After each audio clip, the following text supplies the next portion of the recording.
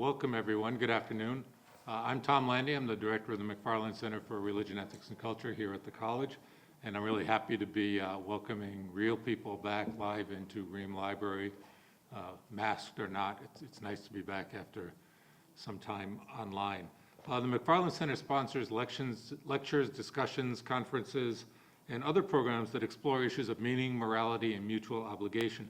You can find our past events, and in a few days you'll find this event online at holycross.edu/McFarland Center. We're excited, as I said, to be able to welcome you back to Ream Library, and also to welcome our guest, Teresia Mbari Hinga. She had originally been scheduled to speak here in spring of 2020, just as COVID was coming on, and so that seems like about 4 million years ago right now. But we kept in touch, and I'm really pleased that we can finally welcome her here face-to-face, or mask-to-mask at least. Today's talk is a piece of a larger initiative of the McFarland Center and the college called Catholics and Cultures. Its website at catholicsandcultures.org and its scholarly journal, the Journal of Global Catholicism, edited by our own Matt Schmaltz right here, explore diverse ways that Catholics live their faith in particular countries and cultural contexts around the world. And that was how I came to know Teresia. We met in Nairobi, and we hope to get back to Kenya. We keep talking about that and deferring it to do some research together. Dr. Hinga's talk is one of the Deichmann Family Lectures on Religion and Modernity, a series generously funded by John Deichmann of the class of 1970 and his family, to look at the place of religious and spiritual life in a world that is sometimes at odds with faith, other times in search of it, and always at work reshaping it. For the past 2 decades, Teresia Hinga has been a leading academic voice in the fields of African Christianity, women in African theology, and gender and ethics in an African context. Her lecture today is titled African, Christian, Feminist, and More, Mapping and Engaging African, Africana, Women's Theoethical Footprint in the Age of Globalization. So there's a lot there. It's based on Dr. Hinga's work as a founding member of the Circle of Concerned African Women Theologians, formed 32 years ago to study the role and impact of religion and culture on African women's lives. Dr. Hinga also draws upon the womanist theology of African American women that emerged and overlapped with the same time period. A native of Kenya, Dr. Hinga is Associate Professor of Religious Studies at Santa Clara University, where she teaches courses on women in religion, feminist theologies, African religions and society, and religion and contemporary moral issues. She's author, among other works, of African, Christian, and Feminist, The Enduring Quest for What Matters, published in 2017, and Religion and HIV, AIDS in Africa, Responding to Theological and Ethical and Theological Challenges, published in 2008. She's a member of the Black Catholic Symposium of the AAR and the Association for the Academic Study of Religion in Africa. So please join me in welcoming Teresia Hinga. And she can unmask if she'd like. Good afternoon. Habari zenu. Jambo. And you're supposed to say Hakuna Matata, at least we know that one. Courtesy of, so you see, you know African, you speak African. You can say Hakuna Matata, courtesy of the Lion King, right? And Simba and the rest of them. Hollywood has taught us 1 or 2 things about Africa. I'm very pleased, appreciative, grateful to be here at Holy Cross for the first time ever. I haven't, I've been to Boston, but I have not crossed the Boston border. So this is a first for me. And as you know, with any situations where you are doing the first, one's kind of like not quite sure which way is it going to go, but I'm sure it's going to go fine, seeing that you are all here. And I want to say, in the words of one of our our trending gospel singers. Those of us from Africa know that music and dance is part of what keeps us going. His name is Guardian Angel, and one of his very successful albums just simply says, "Thank you for coming." And so thank you for being here.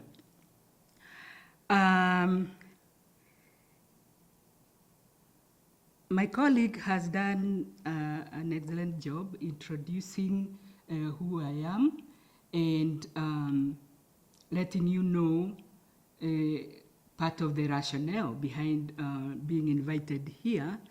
I think he's right in saying that I am well placed to speak about the journey of African theologians or theoethicists. There's theology and theological ethics. So today I'm going to focus a little bit more on the whole idea of African women's theology as it spills over into ethics, what I call applied ethics.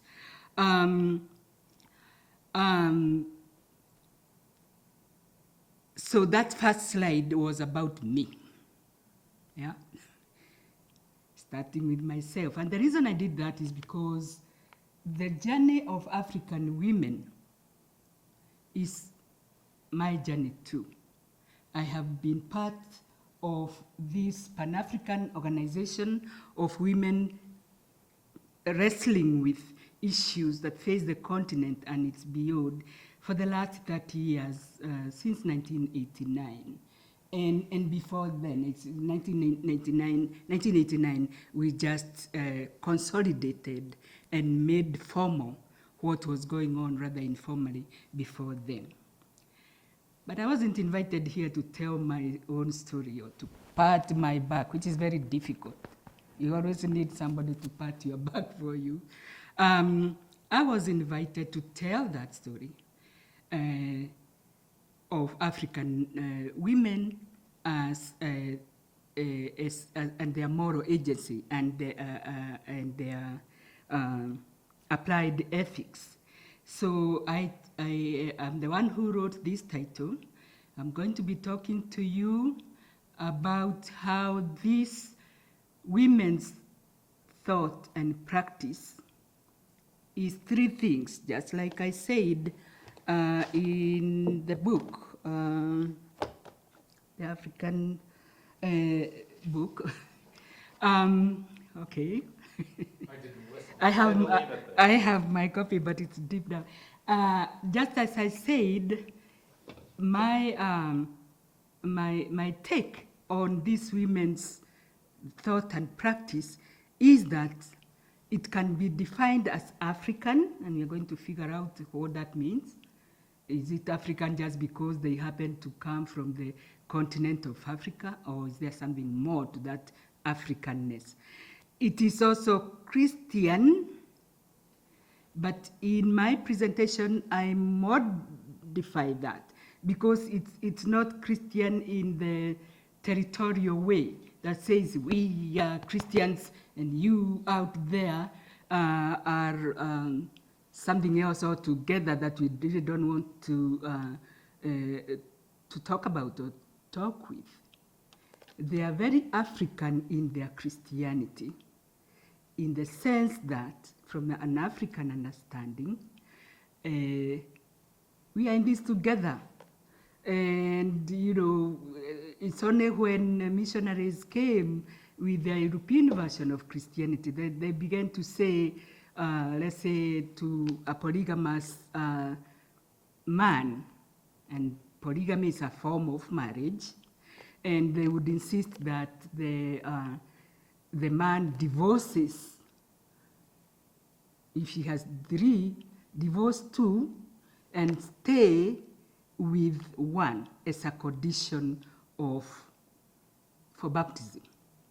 And that totally disenfranchised the 2 and their children and so forth. And so in African rethinking of even the whole institution of marriage or other sacraments. You need to think about what is lost.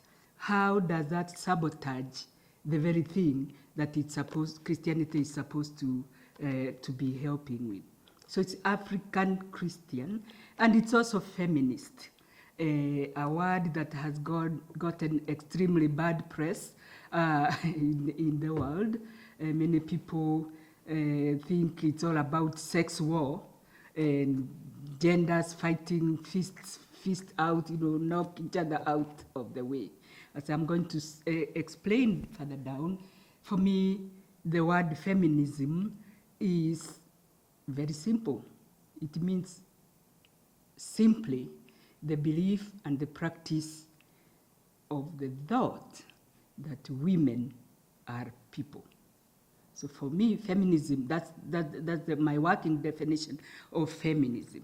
And so feminism challenges, as we are going to share, those systems, those practices, those thoughts that cast women as less than people, as non-persons. And we are going to see in what ways, and maybe even begin to think in what ways are we treating women daily, routinely, as less than people, therefore demanding feminist intervention in the way I have defined it. I've been invited to do like a tracing of African women's theoethical. I do that dash there, which could be interpreted as a bridge or a moat, depending on what you think. Theology bridging over to ethics, and footprints suggests a trip. You don't make footprints if you are standing like I am right here. You make footprints as you go. So in the short time available, what time? How much time do I have? The whole day? The whole day? Okay, this is what I'm gonna do. Now, contrary to popular belief, Africa is not a country. Many people think, that when they hear Africa, they think of California or something. It's not a country, it's a continent, the second largest. And I say it's historically deep. I'm quoting one of my favorite thinkers, public thinkers, ethicists, Paul Farmer, who says that we need to address the whole world where HIV/AIDS, his focus is on HIV/AIDS. We want to deal with the historicity of things. The world is historically deep and geographically wide. So I'm borrowing that and saying Africa is historically deep. Many historical things have happened differently in West Africa than East Africa and so forth. And it's therefore a continent marked by palpable diversity. My own country, Kenya, has over 40 million people, but we have, and I use the air quotes, about 40 tribes, or more, in more kosher language, 40 ethnic groups. I happen to be among one of the largest, the two largest, the Kikuyu, or the Agikoyo, the people who descended from Kikuyu. So we need to reckon with that diversity. And therefore, instead of offering a generic presentation about Africa this and Africa the other, I offer a perspective, not the perspective. And this perspective is based on reading the African context as somebody who lives there, who've lived there most of my life, worked there, born there, and my experiences as an African and as a woman. Because of this, there's so much diversity, I will illustrate my talk with 3 examples of where Africans African women have been doing their applied ethics. That makes sense? And these are, if I can, the three examples are, the first one is the Circle of Concerned African Women Theologians. You can see our logo there. More about that soon. What the significance? Why is circle? What's that woman doing in the middle there, kind of crouching? That's one site which I'm going to explore a little bit. The second site, I don't know whether this is the order that's gonna be in the PowerPoint, but never mind, the three will be covered. The story of Wangari Maathai and the Green Belt movement. Anybody ever heard of Wangari Maathai? Good, so we are in business. Hey. Wangari Maathai, what do we know about her? One thing, yes? She spoke here, yeah, that's right. So I should cancel her. She spoke for herself. Let's not talk about her. But I couldn't if I tried because I love her. I've seen her once, physically. But her work and thought excites me to the extent that her favorite emblem is not the circle. Her favorite symbol is the hummingbird. Have you heard of that? And so, in order to remember her all the time, I have befriended a hummingbird, and I hung out a hummingbird feeder. And whenever there are two, I think, which visit, whenever I see them, I'm like, Wangari is around. And my son is like, there is a bird, that's your bird, and so forth and so on. So the second thinker in her thought and her applied ethics is Wangari Maathai. The third group, site, is that of Lema Guboe. Have you ever heard of her? She and Wangari have something in common. Anybody knows what? She is a Nobel Peace Laureate, just like Wangari was. She's a peace winner from Liberia. And she won the Nobel Peace Prize because she led a movement of women who drew the attention of the world by getting into the face of Taylor, what was his name? John Taylor? Charles Taylor. And every day they would just go on his, the path that he used to go to the parliament or whatever, and just sit there and dance and be in his face, wearing white and showing all those placards. They were mobilized by Lema Gboe, who made us aware of the whole crisis in Liberia. And we'll be talking about that site of women's applied ethics. So let's start with the story of the Circle of Concerned African Women Theologians, the one that I know best because I was there in September. Talk of September, many things happen in September. September 1989, I meant to look up the exact date, but I didn't. September 1989, a woman called Mercy Amba Oduyoye from Ghana, she summoned us. That time she was at the World Council of Churches. She was working at the World Council of Churches. And this is the year a few years after 1985, when the United Nations held the Global Women's Meeting in Nairobi, Kenya. Anybody from Gender Studies who has heard of 1985 Nairobi, Kenya Women's Meeting? 1995 where? China, Beijing. And I don't know what happened, where they are. I think now they are doing Beijing +5, Beijing +10, Beijing plus.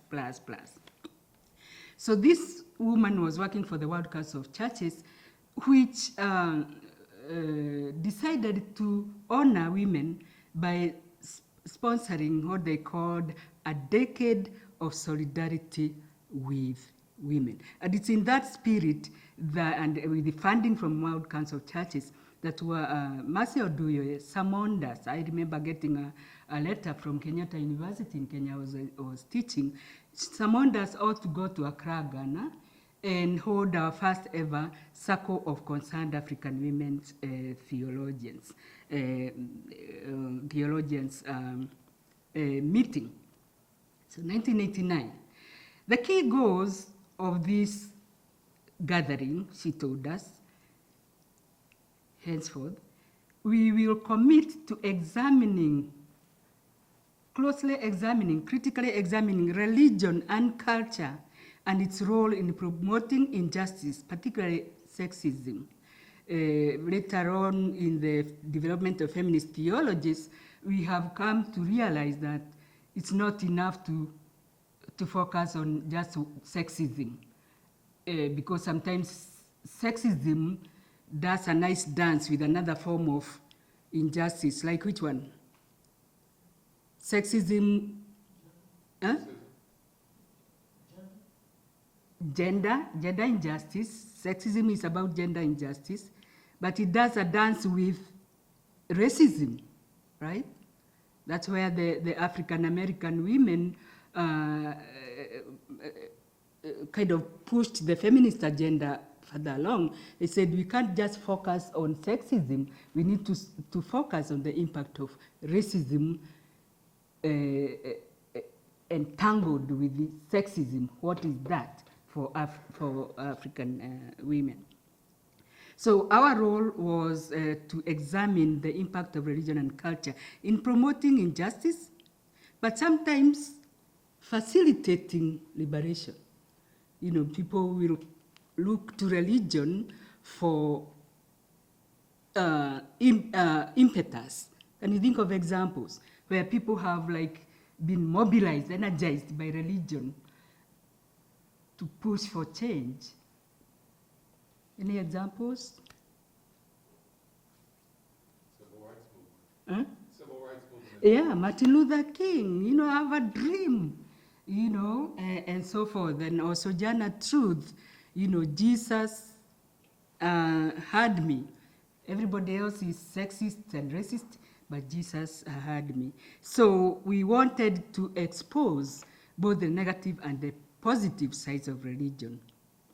We also wanted to do research that names. There's power in naming issues of concern. Hence, the title is Circle of Concerned African Women Theologians. It names, you know, it doesn't just like guess, it actually names and says, this is not right, this is not working, that is not working. There's power in naming. And in the first gathering in 1989, the immediate need, as Mercy articulated it, was we need to be included. Our voice needs to be included in the whole theology agenda. And so the title of her inaugural talk was The Search for a Two-Winged Theology in Africa. The analogy is that, you know, it was like, for the longest time, can you imagine a bird trying to fly with one wing? The male wing? It won't go very far. She thought we needed the other wing, the women's voice in theology. So part of the goal was we need to bring this other second wing. And through this second wing, we will be able to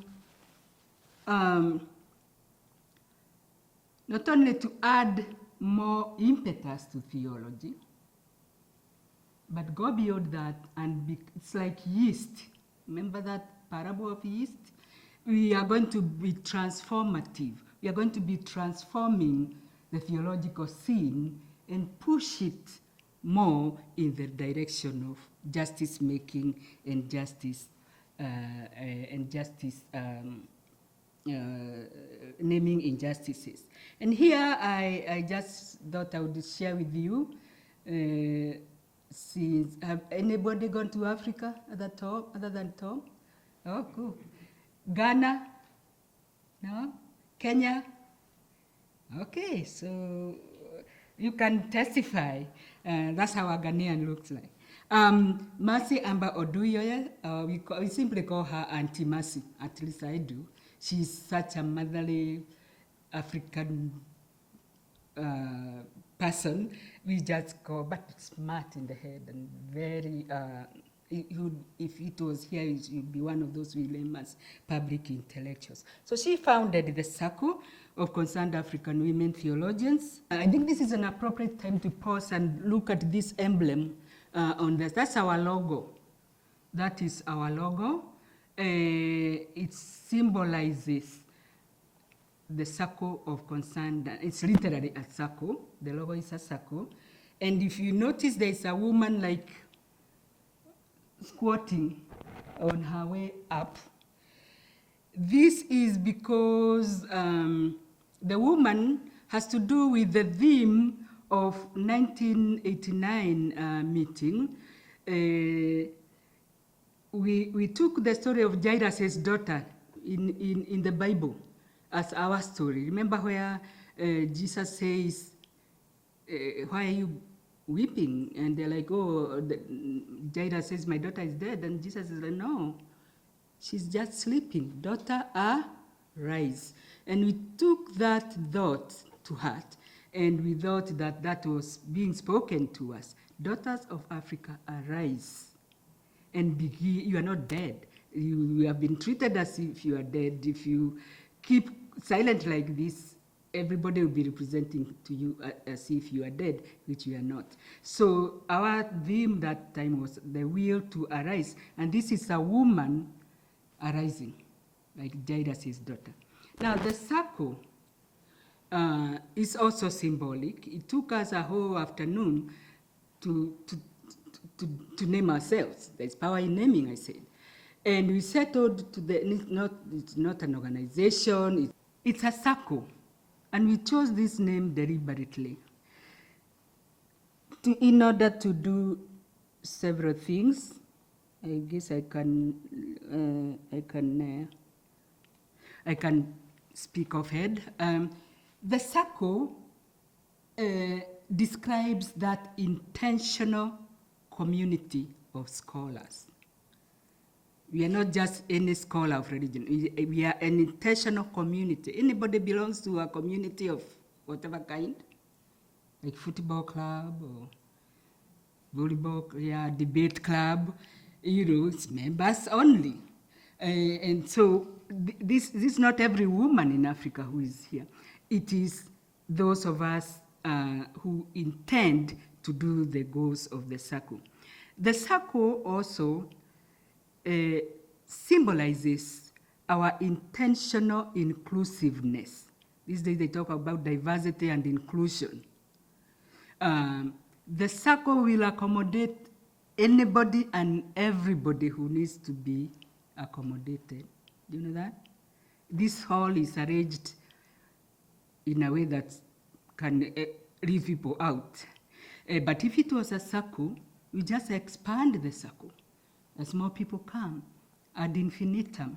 And so it symbolizes our intentional inclusiveness. The third thing the circle also does, it is an intentional resistance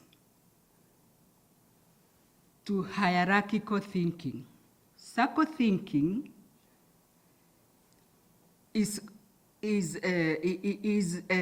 challenging hierarchical thinking. Does that make sense? Triangular thinking versus circle thinking. Because that is part of the problem in society. We have all manner of hierarchies, men versus women, popes versus priests, and so on. Prefects. I resisted being a prefect for the longest time. I never was. So the circle is intentionally circle thinking and circle practice. And for this reason, we don't have chairperson and even Mercy is not the director of the SACCO or anything like that. We run the organization through steering committees.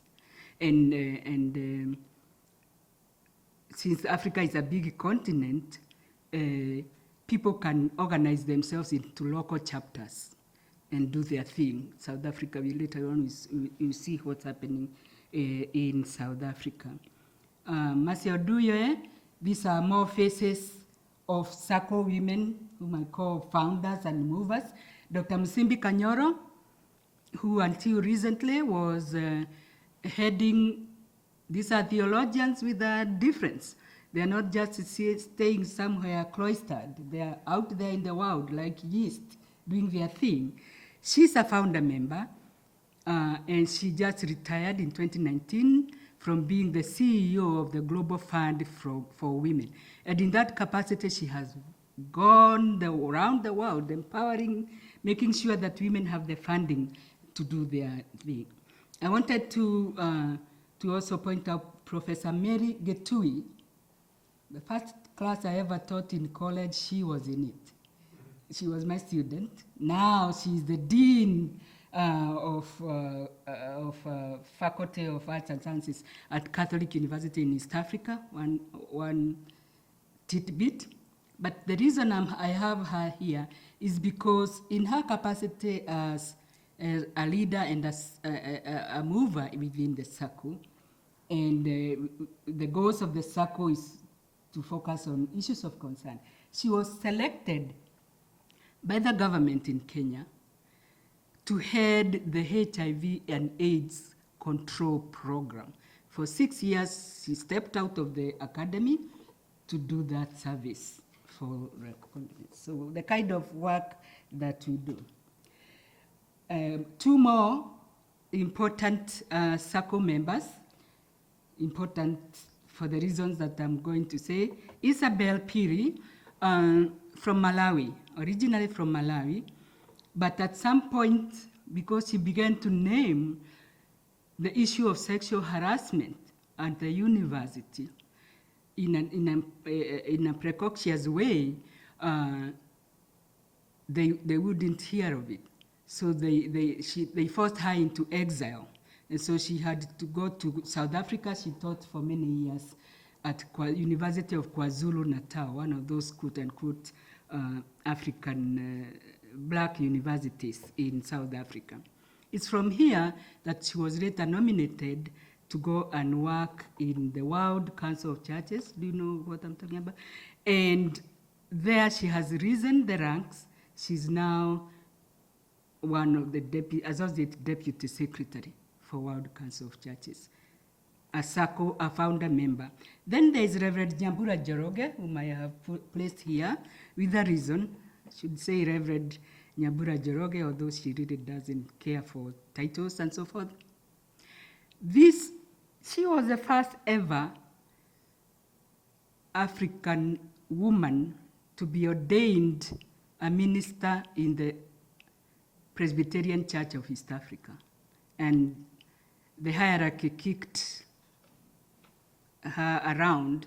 And then she was also the first to come to study at Princeton University for her PhD and bring her husband along, another anomaly. So she's now working the HIV/AIDS desk. EHIA stands for Ecumenical HIV and AIDS program at the W Council of Churches. So these are movers and working their east. I think I have done this slide already, mapping the SACCO theoethics, the clues in a name. I think I've just told you about what it means to be SACCO and the intentionality of that emblem. And the last, what is it called now? The last bullet point, the two last. The title speaks of not just the SACCO, it also talks about SACCO of concerned. Not just SACCO of women, they are concerned. Have you been concerned about something lately? Any concern? Yes. COVID. Huh? COVID. COVID, yeah, huge concern everywhere. I am having nightmares. Any other examples of concerns for us? No? You happy with the world? I'm happy. I'm happy. But there are many issues, particularly for women and for Africa. Poverty, some are perennial, some are episodic, some are just like suddenly, 2019, when we were in Kenya, there's nothing like COVID in anybody's vocabulary. Now, it's all there is. And so based on research around these issues of concern, we have published quite a number of volumes over the many years, including the first one. Let me see whether I have the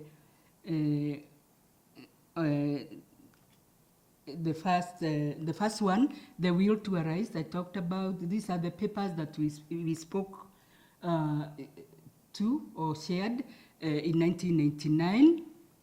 And my essay there in that book was on Christology, as I tried to figure out who on earth is Jesus Christ for African women. Who do African women say Jesus is? And that essay has been quite successful. It's used in classes. It's been reprinted in several books, including one by Elizabeth Johnson, who lately included it in her recent book, The Will to Arise. And these are more publications in the series, and I brought, those are like the covers. Here are the real things. You can touch, put your fingers in the breasts, wherever, in the ribs and so forth. These are examples. I didn't bring the Her Stories. The Her Stories book, I have it in my library, but this is the effort to tell that her story. Tradition it's his story, but we determined to say her story matters too. And one of the stories that I remember from this book is about an African woman who felt called to the ministry at 17, but was only ordained at 70. So that's one of the stories there. And this is of concern to women, and the African circle, and they're doing stuff. I want to say circle women is applied ethics, but not in the philosophical sense like, Peter Singer and the rest of them. They do applied ethics, but it's combined with intentional attention to the world of prayer. Are connected. Beauty says Africans are notoriously religious. I think we agree with that.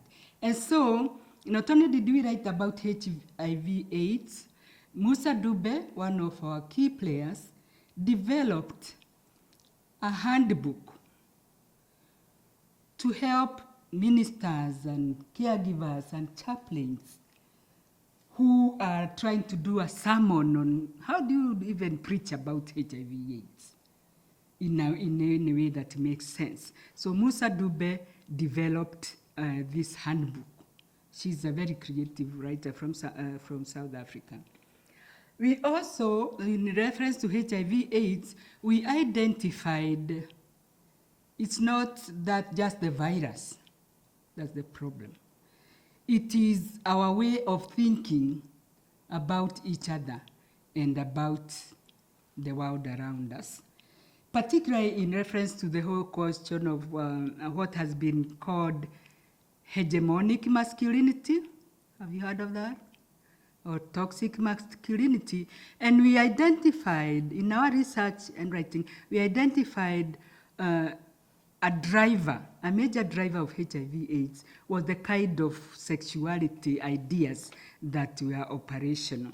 So we did our research, and on the one hand, we said, no, that's wrong thinking. We are all made in God's image, and wrote a book from hegemony to partnership, from hegemonic thinking to partnership between men and women, including partnership in looking for a solution. One of my favorite outcome of this research project, we undertook research and publishing on what the alternative to hegemonic masculinity is, what we call redemptive masculinity. Exercising our masculinity or femininity for that matter in ways that affirm humanity, our personhood.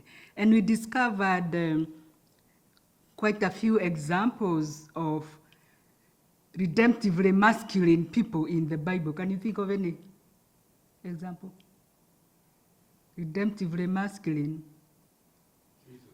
Jesus himself had got a lot of trouble for chatting up women, fetching water, and all, getting them, anointing him with the perfume and all that, getting touchy-feely with them. Those are sinners, and Jesus is like, who else? The disciples themselves, initially they are like exclusivists a little bit, but they got going. And particularly Paul, finally realized, in Christ there is no male, no female. And my favorite is Joseph. Joseph himself.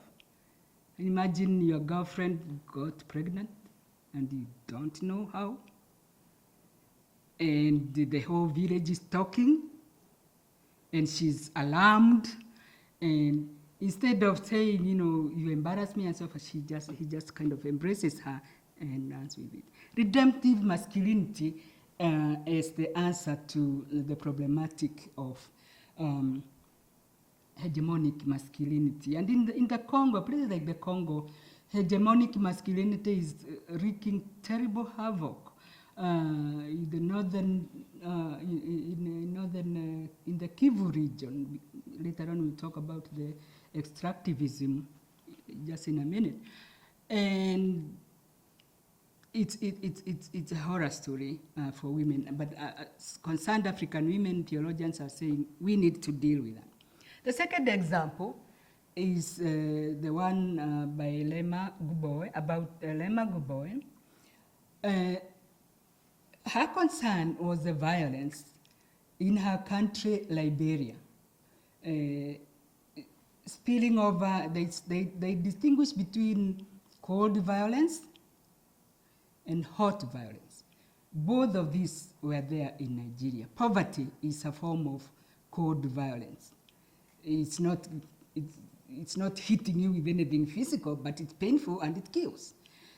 And you think of any other examples of cold violence.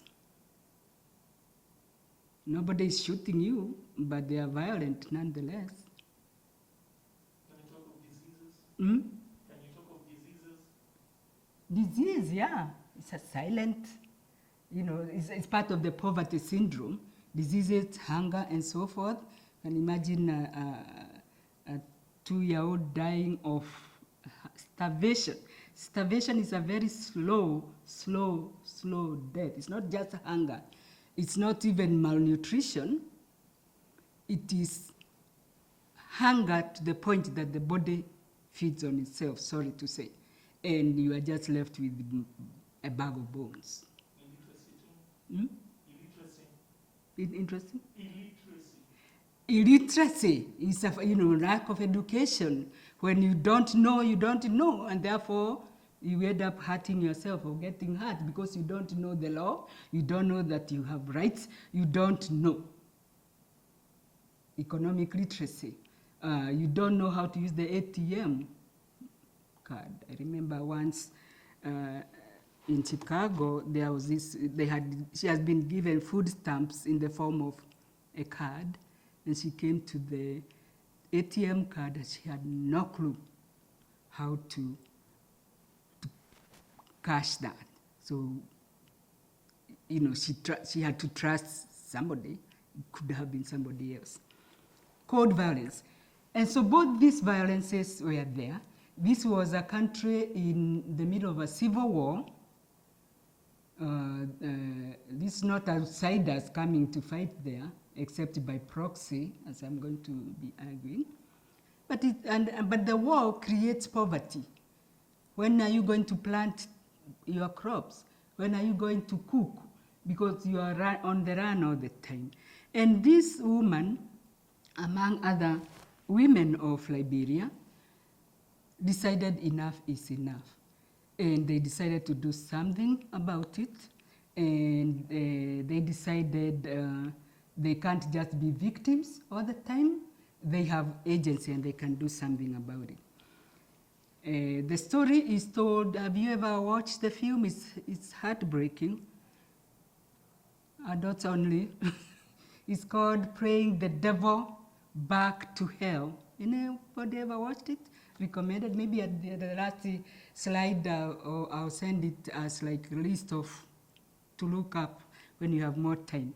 But Lema Gboe mobilized Liberian women and let the whole world know what this man was doing. The reason they say praying the devil back to hell is because this man was a prayer. Say such a thing. He prayed. He was a Christian, went to church, Reverend Taylor. But his actions were the opposite of Christianity. So he can, this was like a tongue-in-cheek description of him saying, this man is so holy, he can pray the devil back to hell. So let's do that for him. So that story is told in this book, Mighty Be Our Powers, recommended. I use it in one of my classes because he says, the way even war is reported in the media and so forth, it's exclusive. It doesn't tell even half of the story, particularly the story of women and children caught. The honest thing they say is how women were raped. She says in one of the chapters that a media person interviewed him, and said, oh, were you raped during the war? And she said, no. Oh, okay, in that case, next. He lost interest. And so that critique, I told you it's about critique of received stories. So the story of these women in these examples is told in Mighty Be Our Powers and also in the documentary Pray the Devil Back to Hell.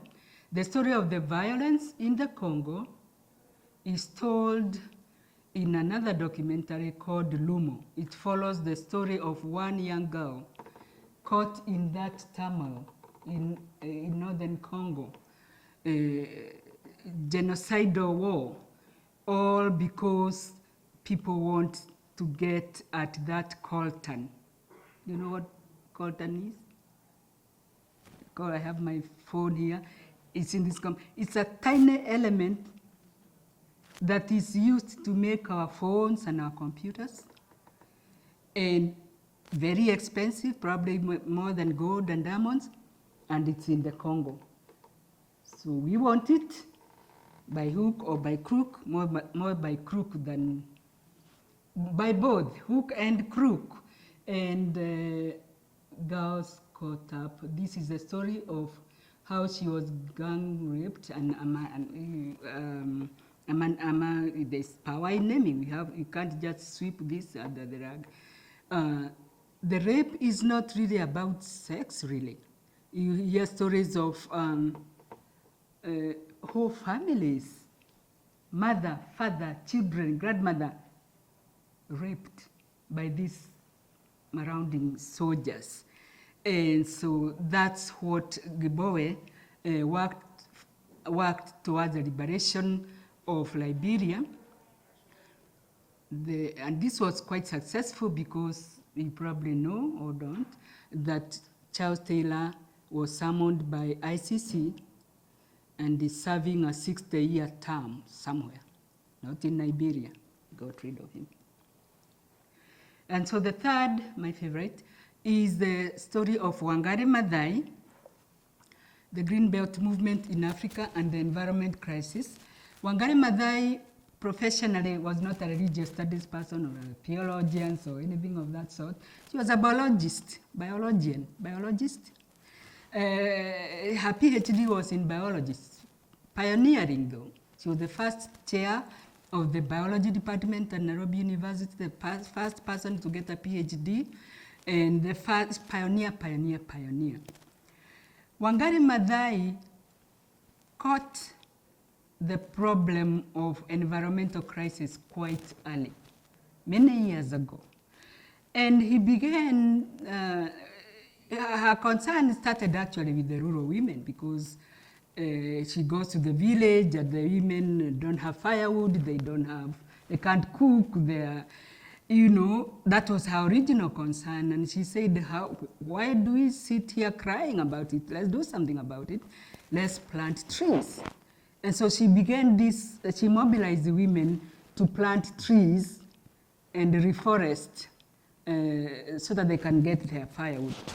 But it turns out trees are more important than just for firewood. So how are they important? How else? Why is lack of trees a tragedy, not just because of firewood, but why? Why else? Climate and deforestation. Yes, it leads to deforestation. And what's wrong with deforestation? There's no farming, no agriculture going on, no food. Yes. What scientists, including her and you, caught on quite early is that trees are important for climate regulation. They are called carbon sinks. Biologically, we were told humans breathe oxygen and exhale carbon. Trees do the other way. They feed themselves. Remember that photosynthesis. They harvest the sun's rays and carbon and make food for themselves. And therefore, they are cleaning up the atmosphere of that carbon that is really at the heart, the greenhouse effect, and all that. If you watched The Inconvenient Truth, the film, that will tell you some. She got on that long ago. And so she began saying, let's plant trees. Let's reforest our neighborhoods, not just for the firewood, but for the bigger story, because trees bring, like this neighborhood is very forested, therefore rain is, attracted and so forth. At first, for her, that was just the scientific answer to this problem. But later on, she's like pondering and asking herself, why on earth did our people do this number on themselves? Why did they cut trees so recklessly and desertify everything? And here you see her planting a tree and planting a tree. And I've already said much of this slide. She concluded that at the heart, this is not just a lack of trees issue. It's an ethical crisis. It's a crisis of values that we Africans accepted the thesis by, and I'll say this the way he says it in this book, Challenge of Africa, colonial theologians and missionaries and everything, they actually came to Africa because they thought we needed religion. We didn't have religion. We care not for God, for no God except being bewitched. That's Livingstone. Let's introduce religion, proper religion, to pagans. I remember as a child, kind of taught to be suspicious of those pagans, that you don't go to mass, that you can't marry them, they're pagans. You can't even talk to them. Fall in love with them? Are you sure? They don't know God. But Wangari Maathai says that was bad enough to be confused in that way. But what was worse was that we accepted that thought. That indeed we have no sense of ethics, we have no sense of values, we have no sense, and that's why we are poor, that's why we fight, because we are more or less, without morals, amoral or immoral, morally incontinent. But for her, this was a problem. We kind of put that in our head, and she says by doing so, it's as if we had entered the wrong bus. Today I sat in the lobby at the hotel, and I kept saying, is that my bus? Oh, is that my bus? Finally, the right bus came that would take me to Worcester. Had I jumped the gun and jumped on whatever was there, I would probably be not in Worcester this time. So she says the problem in Africa, in terms of deforestation and other issues, is because we forgot that we have our own system of ethics, we have our own frames of reference, ethical reference, that we could mobilize to deal with the problems as they come. So the solution for her is for us to get off that bus, the wrong bus, and get on the right bus so that we can go to the right destination, which is flourishing. And she articulates that thesis in this book, as I said, The Challenge for Africa. I highly recommend it. These days, some of my colleagues are using it in their classes on social entrepreneurship. She has so much to say there, not just about culture, but also about history and colonialism. And the answer to that challenge is reclaiming and applying the indigenous values that we forgot. And in another book that I used for my African religions and women class, we read a book by Sambuli Mosha from Tanzania. One of the, I don't know whether I should say this, one of the questions we talked about over coffee this afternoon was African. Is there something African in essence? But this is, Sambuli Mosha's thesis is that in spite of the fact that, as I said, we are many tribes, languages, countries, and so forth, this is his thesis, that there is something that can be defined as an African ethics. It's a virtue ethics as far as he's concerned. We have deontological ethics, we have utilitarian, but for the most part, it's a virtue ethics. And he identifies 6 virtues. I didn't bring that book, so I will just kind of enumerate them. The first one is just the belief that we are interconnected. The individual and the community are interconnected. You can't, Desmond Tutu says it very clearly also he says, we all belong to the bundle of life. You can't do the single sticks. The second one is that we are in the process, the order is upside down, but it doesn't matter. We are in the process. We are not finished. We are becomings. They say human beings.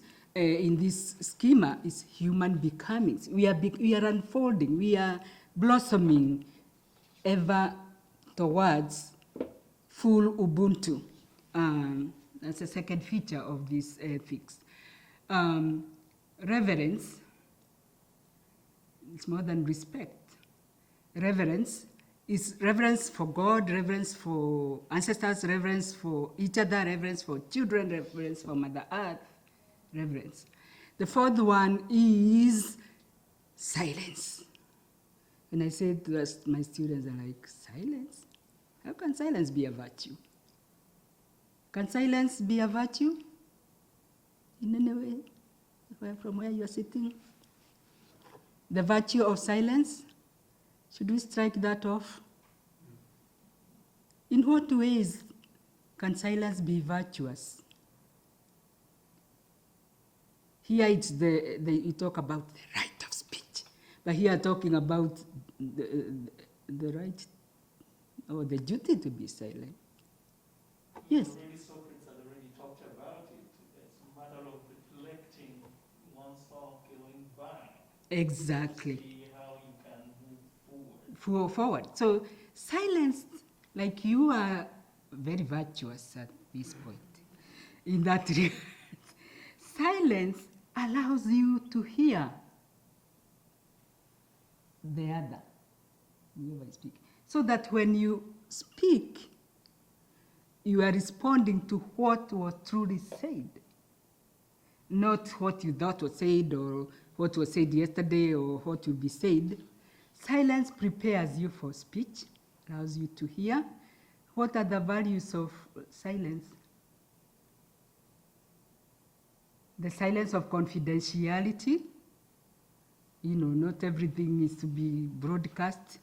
These days on the YouTube and everything, I'm seeing this, I'm like, what? What happened to the virtue of silence? So how many do we have? 4. Self-control.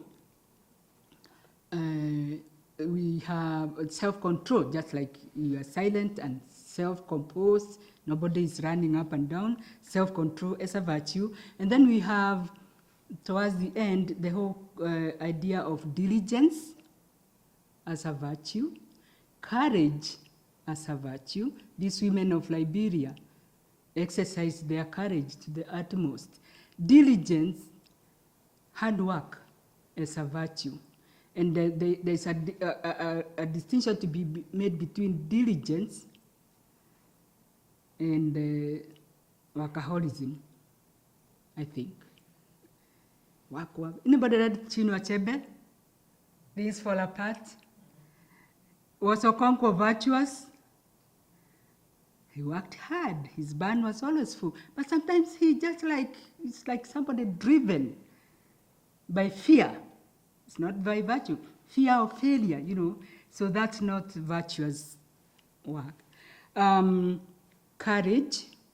And the final and key virtue is communality. Back to that, I am because we are.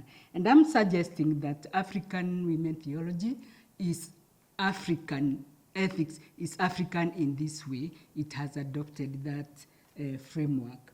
And Wangari Maathai has done that deliberately in her book. She's saying, respect, you know, she has named those virtues. In what ways then is African women's ethics African? That's why I have underlined it there. So my title says African, boldly. And I have just said that it's African in the sense that it embraces that African virtue system, although with a critical eye. They're not just swallowing, they have that prophetic look. Methodologically, I argue that we are African in the way we discern around ethical issues. We have adopted at the African theology level, the ethics level, and now as African women theologians, we have adopted the Paleva model. Ever heard of the word Paleva? Those from West Africa? Paleva? I met you at Paleva.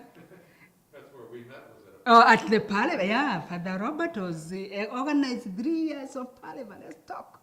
As Africans, let's not just complain that the Vatican is saying this, that, and the other. It's like, yeah, we have agency. We can share among ourselves our ideal church.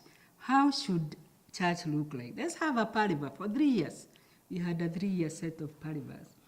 And so we have adopted that discernment is a collective issue. Deciding which issue is urgent to deal with is not just an individual sitting, Mercy Oduyo is sitting somewhere and deciding, hey, Sako people, tomorrow we are going to talk about whatever. She would love for us to talk about slavery of women. Up to today, she has a whole set of black bangles. She's like, I'm not removing this until violence in the form of enslavement of women, girls in Ghana, is eliminated. So that's her pet peeve, but she can't say. Since 1989, we've held a series of parivas every 5 years around certain issues. In 2002, for example, the pariva was on HIV/AIDS, and I showed you the outcome. In 2019, the last pariva was held in Botswana, and the theme was environmental. We are back to that concern about Mother Earth. Methodologically also, we insist on dialogue. There's a saying in my language that says to dialogue is to love one another. Kwaria ni kwendana. You generate understanding and peace and love by talking, not by holding it all in. So we decided to hold dialogue. As a matter of fact, recognizing the palpable diversity in Africa and globally, we had to take care of every voice. And so we dialogue across religious differences. The circle is not just about African Christian women. We have Muslim women in the circle, and we have women who are tight with their African indigenous religions. I remember when we invited the Sangomas from South Africa in one of the parivas, the Christianized women are like channeling that colonization of the mind. They're like, we didn't come here to hang out with the witches. And we took that opportunity to educate each other that African religion is efficacious. We intentionally include men in the conversation and even in partnership. Some of the sessions have deliberately invited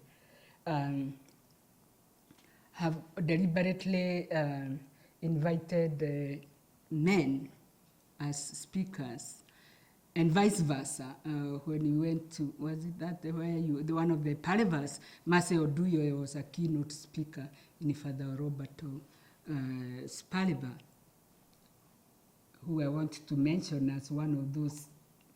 One of the confusions about feminism we are going to talk about is that it's a movement of women. The reality is feminism is not of women by women for women. It is a movement of all those who are against injustice. That's the injustice, particularly the injustice of sexism. So we have a growing body of male feminists, thank God, who I hope will continue to grow into feminism.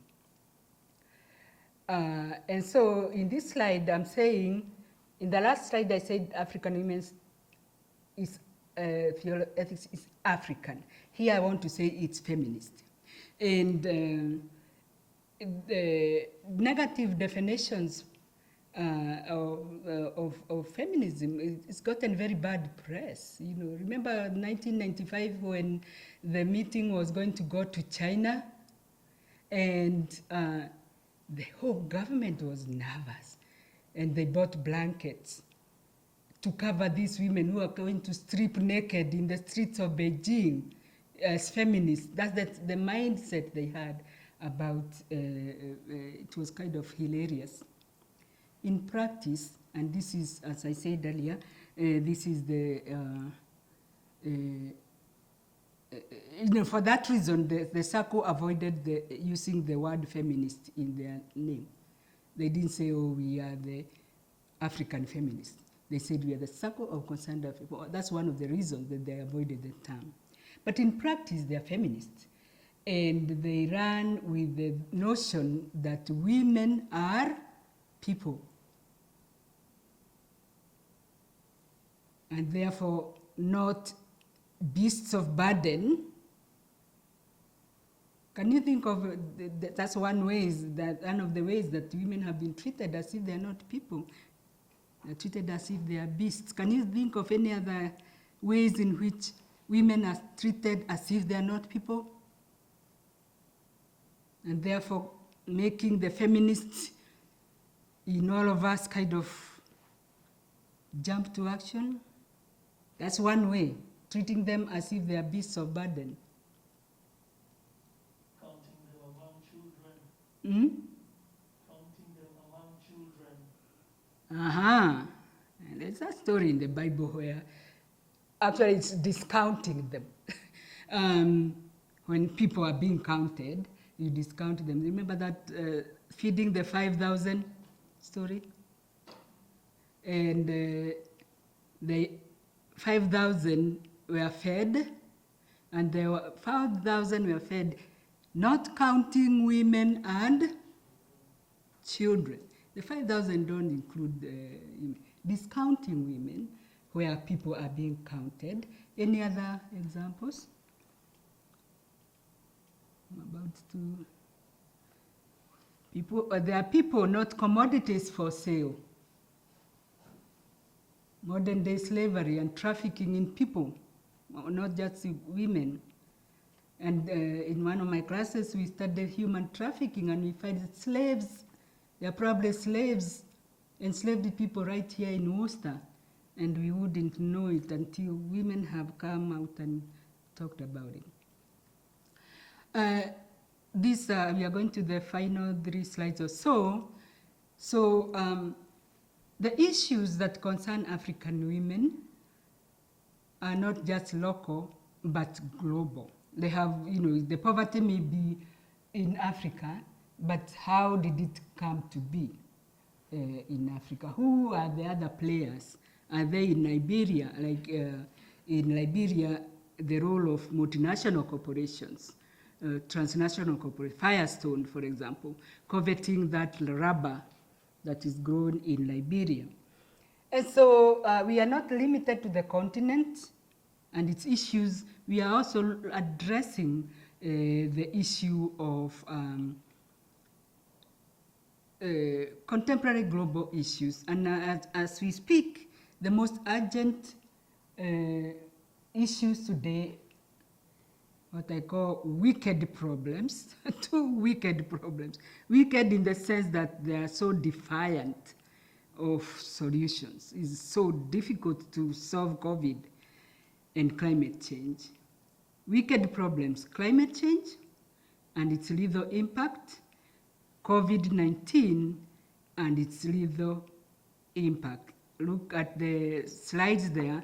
Those are actual what's going on right now in California, my home state. Fires, fires, fires, fires, fires, fires. And burnt acres and acres in Northern California. I don't think we're going to have wine for a while because the grapes have turned into raisins. And the bottom one is Hurricane Ida. And now it's, I think, Hurricane, I don't know, Henry and down the road. Climate change, killing right, left, and center simultaneously in ways, we are solving this and that is showing up. COVID-19, a global pandemic that dropped on us like a log from wherever it came from. And there in brackets I say, or is it a pandemic or is it a syndemic? What do you think I mean by that?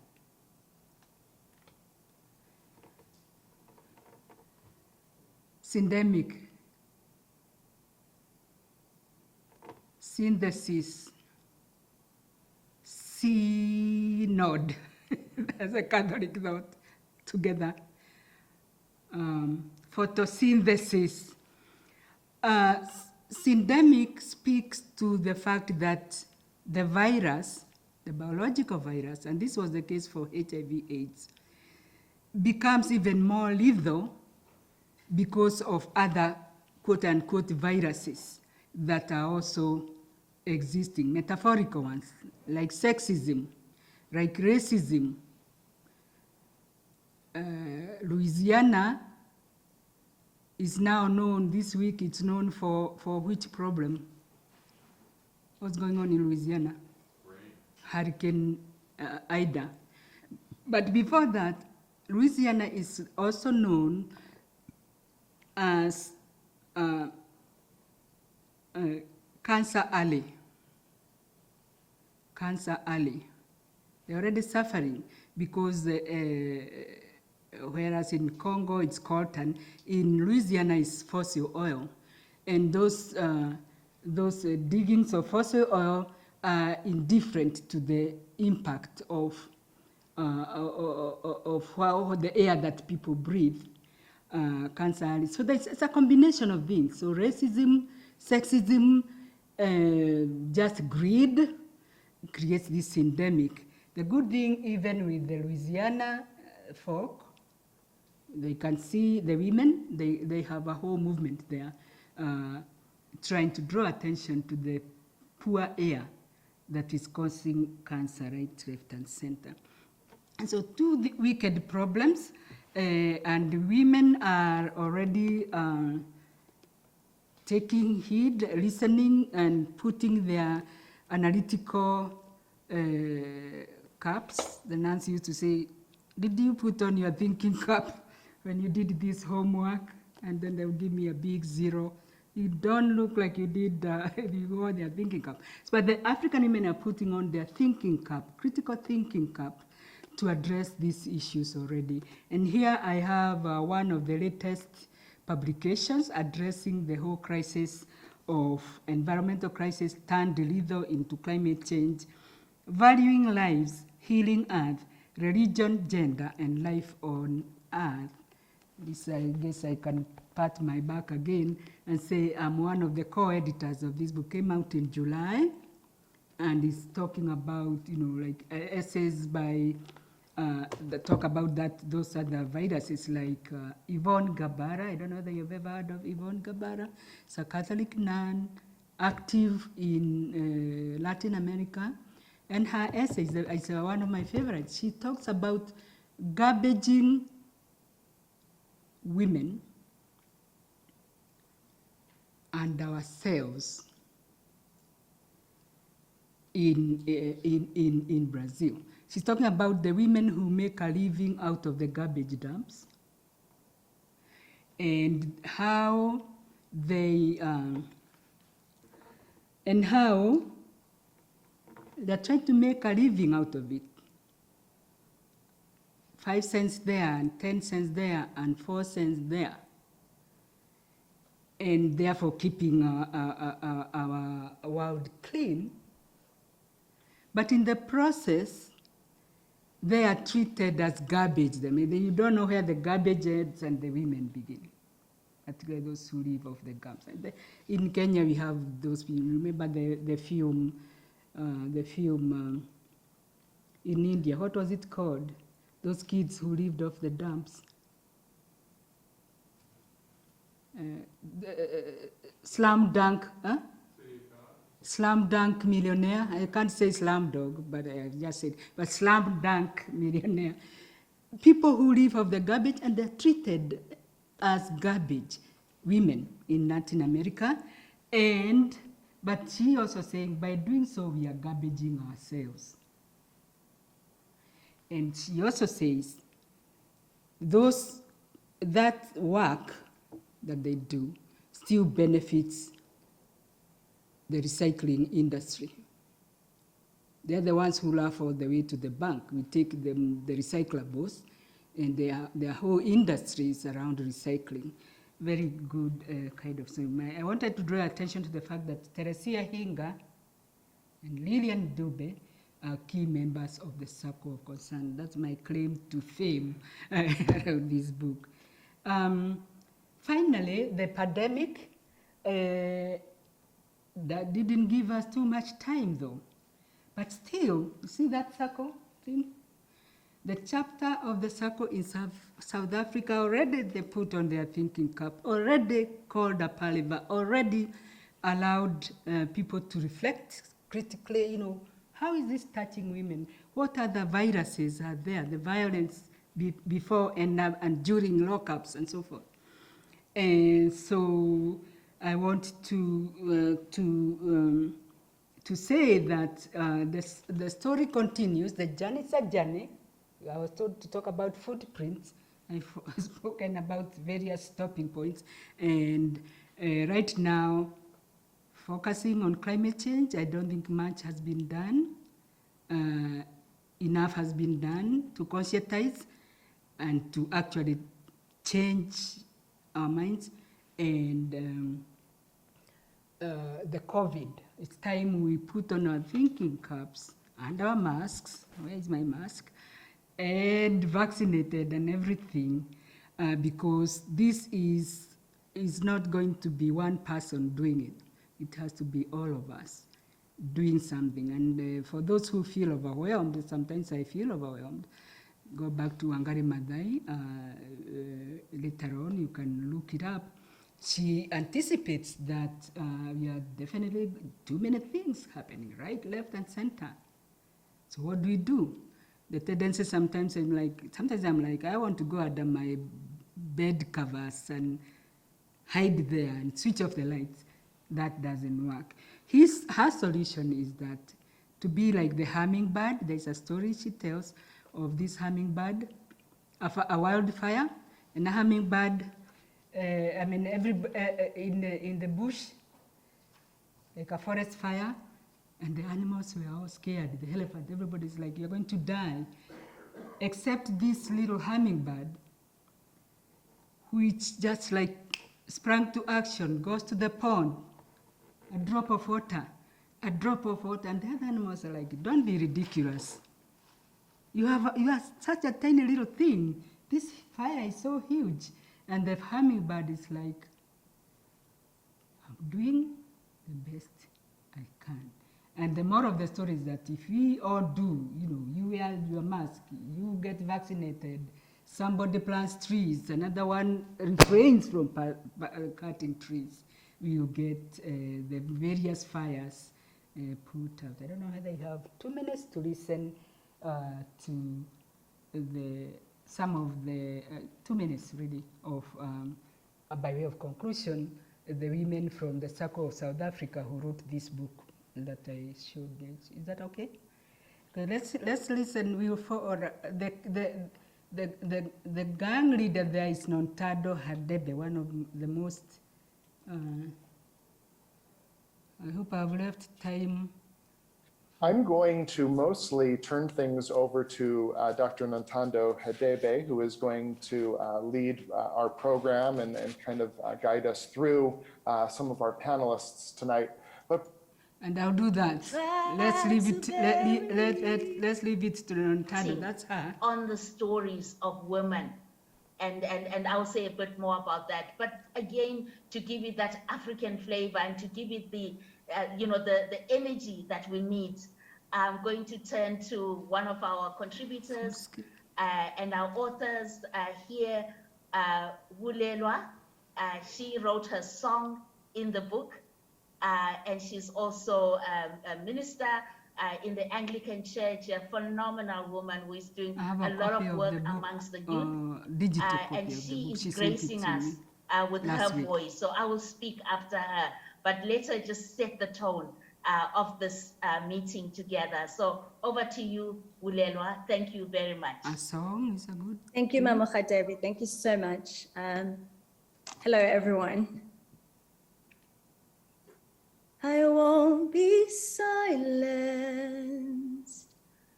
I won't be cancelled. I won't be defeated. I won't be afraid. I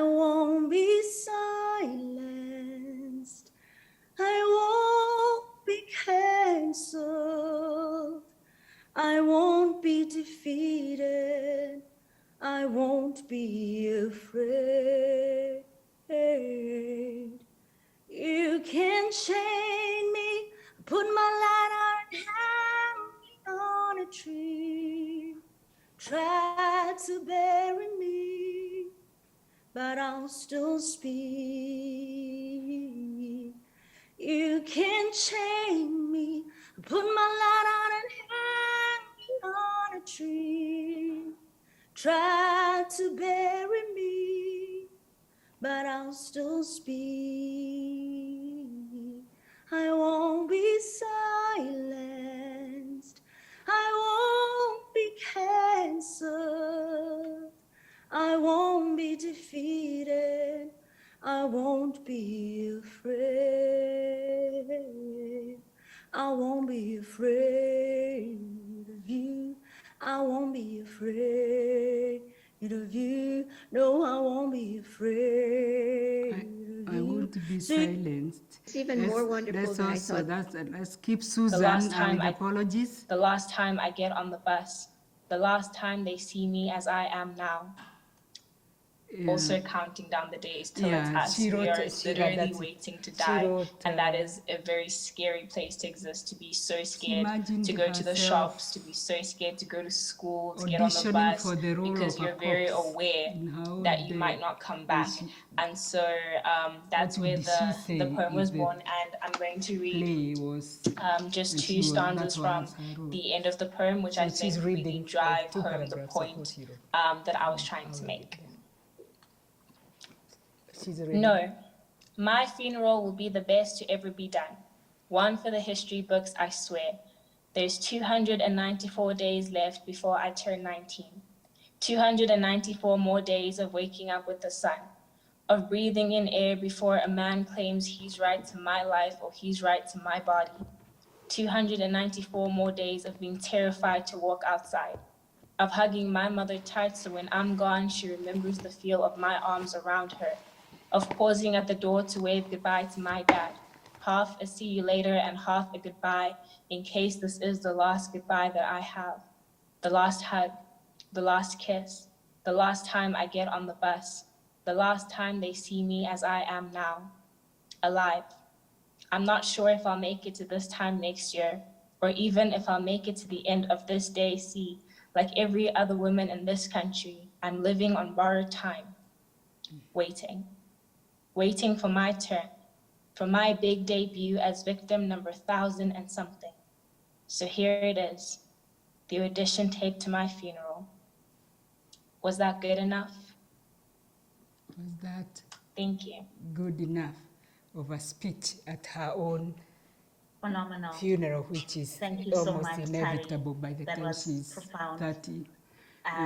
We'd like to move on to our next author, Okay. and that is Reverend Siapati. I think I'll leave it there. Reverend Siapati is a And mother, invite any questions, wife, comments. I and don't know whether you Anglican have priest, time. and is passionate but, about just, women's Sisters and in God, sisters in spirit, Close, to be able to close make this, it known. And or I at will least pass put this the- message on. Cancel the But we sound. wanted to break that. Nobody knows, do you know how to close the computer? I'm so analog. I'm sorry to say. Everybody's gone digital except me. I'm just aware, I know there are questions, we have a dinner scheduled, and I just want to, out of respect for the staff, since we're late, Okay. I know some of us will be there with you at dinner and able to ask some questions, but I'm always aware, it's a kitchen and people sort of got things started, they always say, where are we? So, I don't know if anyone has a quick question, or just if you want to do that individually, and some of you will get to ask at dinner in any case, so. Thank you Comments? very much. Yeah. Thank you again for coming Thank you and for for coming. being so patient. Thank you for coming. Thank you.